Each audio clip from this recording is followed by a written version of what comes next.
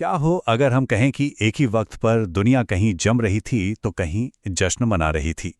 विरोधाभासों से भरी इसी दुनिया में हम आपका स्वागत करते हैं, जहां हम जटिल सुर्खियों को सरल नजरिए में बदलते हैं। चलिए सीधे एक नंबर से शुरू करते हैं, जो अपने आप में एक पूरी कहानी कहता है। -25 डिग्री सेल्सियस। ये सिर्फ एक तापमान नहीं है, बल्कि एक बड़ी कहानी का शुरुआती सिरा है। उत्तर में हड्डियां कंपा देने वाली ठंड थी, तो दक्षिण में त्योहारों की रौनक। जनवरी के मध्य में भारत ने वाकई दो अलग अलग छोरों का अनुभव किया। और ये विरोधाभास सिर्फ मौसम का नहीं था, यही आज हमारी पड़ताल का विषय है। एक ऐसी दुनिया जो तनाव और विपरीत ताकतों से भरी है। तो चलिए सबसे पहले जरा भारत के अंदर झांकते हैं और उन आर्थिक और सामाजिक बदलावों को समझते हैं जो देश को एक नई शक्ल दे रहे थे। 0.83%। ये नंबर शायद देखने में बहुत छोटा लगे, लेकिन ये देश के लिए एक बहुत बड़े आर्थिक मोड़ का इशारा था। तो ये 0.83% आखिर है क्या? ये है WPI, यानी होलसेल प्राइस इन्फ्लेशन। सीधे शब्दों में कहें तो ये उन सामानों की कीमतों में बदलाव है जो थोक में बेचे जाते हैं, ना कि वो दाम जो हम और आप दुकानों पर चुकाते हैं। तो फिर ये मामूली सा आंकड़ा इतना अहम क्यों है? क्योंकि इसने डिफ्लेशन यानी लगातार गिरती कीमतों के एक लंबे दौर को खत्म कर दिया था। ये एक साफ संकेत था कि अर्थव्यवस्था एक नए दौर में दाखिल हो रही है। इन आर्थिक आंकड़ों से परे जिंदगी और मौत की कहानियां भी सामने आ रही थीं। लद्दाख में 4 टूरिस्ट जमा देने वाली ठंड में कहीं खो गए। फिर 5 दिनों तक एक बेहद मुश्किल खोज अभियान चला, जिसका अंत एक चमत्कारी बचाव के साथ हुआ। और सिर्फ मौसम ही नहीं बदल रहा था। देश भर में नए लेबर कोड से लेकर स्कूलों में पेरेंट टीचर एसोसिएशन बनाने तक शिक्षा और समाज कल्याण को बेहतर बनाने की एक मजबूत कोशिश चल रही थी। अब जरा भारत की सीमाओं से बाहर निकलकर पूरी दुनिया पर एक नजर डालते हैं।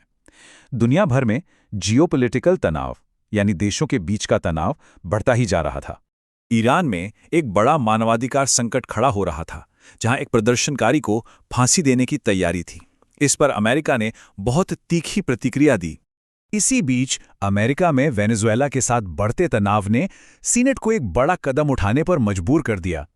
उन्होंने राष्ट्रपति की युद्ध करने की शक्तियों पर लगाम लगाने की कोशिश की, जो एक गहरी चिंता को दिखाता है।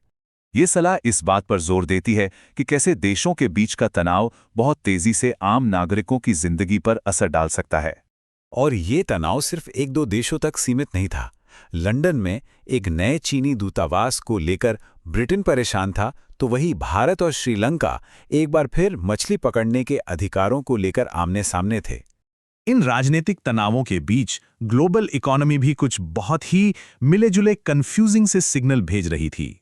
देखिए, एक तरफ चीन के चौंकाने वाले सरप्लस के आंकड़े हैं, तो दूसरी तरफ भारत के लिए एक सदी हुई ग्रोथ का अनुमान लगाया जा रहा है। ये स्लाइड तो मानो पूरी कहानी एक साथ कह देती है। एक तरफ निवेशक डरकर सोने जैसी सुरक्षित चीजों में पैसा लगा रहे थे, तो दूसरी तरफ कुछ बड़ी कंपनियां एशिया और अफ्रीका में बड़े पैमाने पर ग्रोथ की तैयारी कर रही थी। ये डर और उम्मीद की सीधी टक्कर थी। लेकिन शायद सबसे बड़ा दांव भविष्य की एनर्जी पर लगाया जा रहा था। जरा इस नंबर पर गौर कीजिए, 8.4 गीगावाट। ये ब्रिटेन की एक ऑफशोर विंड नीलामी से मिली नई एनर्जी कैपेसिटी है। इतनी बिजली कि लाखों घर रोशन हो जाएं। ये एक साफ इशारा है कि आर्थिक अनिश्चितता के बावजूद ग्रीन एनर्जी की तरफ दुनिया का झुकाव पूरी रफ्तार से जारी है।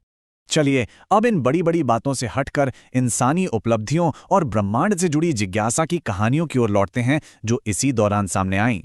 राजनीति और अर्थशास्त्र की इन बड़ी कहानियों से दूर खेल की दुनिया हमें याद दिला रही थी कि व्यक्तिगत जीत आज भी कितनी मायने रखती है। टेनिस से लेकर क्रिकेट और फुटबॉल तक एथलीट इतिहास रच रहे थे। और जब हम यहाँ जमीन से सितारों को देख रहे थे, तो मानो ब्रह्मांड भी हमारी तरफ देख रहा था। वैज्ञानिक 3I एटलस नाम के एक इंटरस्टेलर ऑब्जेक्ट के साथ एक दुर्लभ मुलाकात की तैयारी कर रहे थे। एक ऐसा मेहमान जो हमारे सौरमंडल के बाहर से आया था।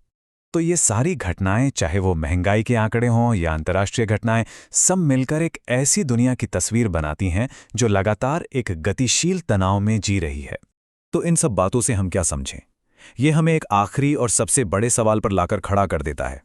जियोपॉलिटिकल टकराव और आर्थिक अनिश्चितता से भरी इस दुनिया में अगला बड़ा बदलाव आखिर आएगा कहां से?